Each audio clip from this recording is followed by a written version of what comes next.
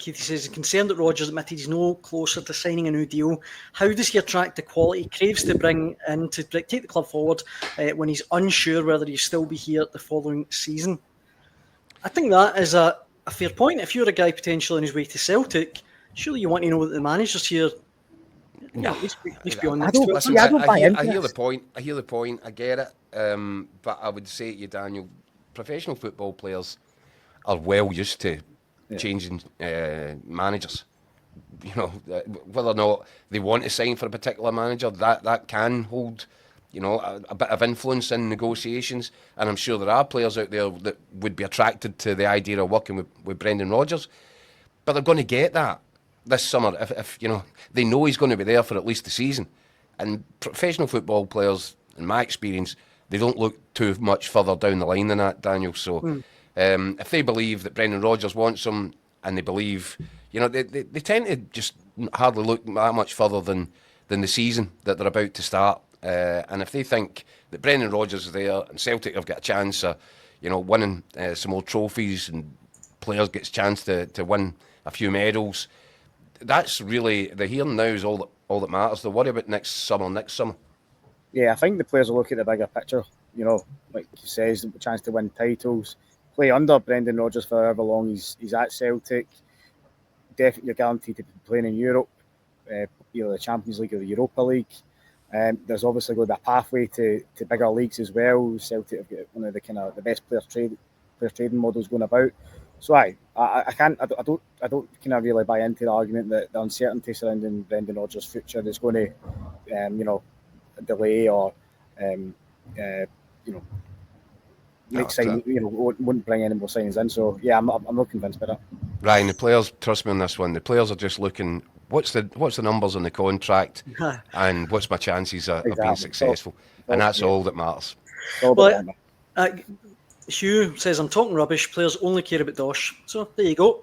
Consider me firmly put in my place. Badger says, if Celtic are so far ahead, why the rush? David says, Rodgers has been reliant on the board and Postecoglou signings. He should be grateful they're going down that road.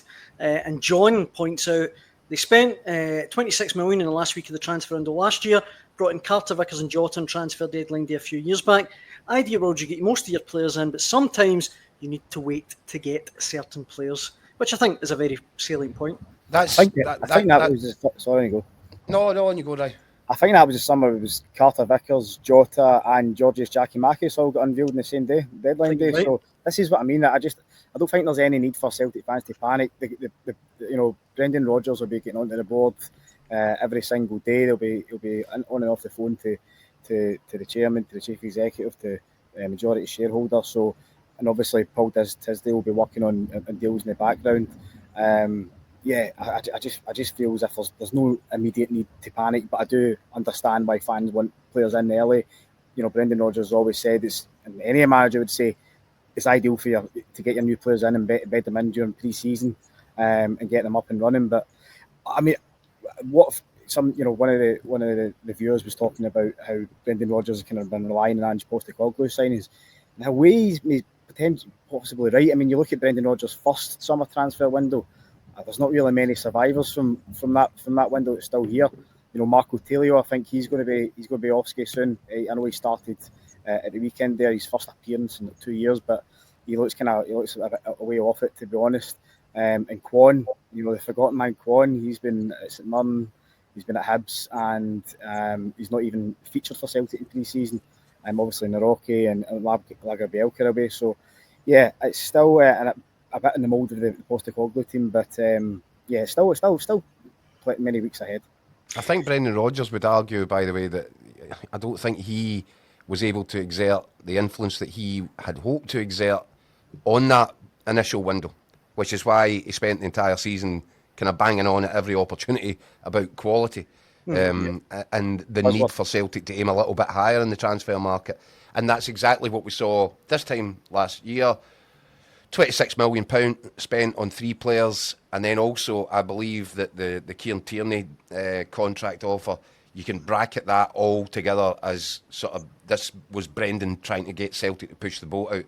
The fascinating bit for me, Ryan, is where are we right now in terms of Brendan's kind of long-term ambitions, longer-term ambitions beyond the end of the season, and where are the Celtic board in terms of trying to match his ambitions in the short term and in this transfer market? That's what we'll find out over the next few weeks. That's a big question.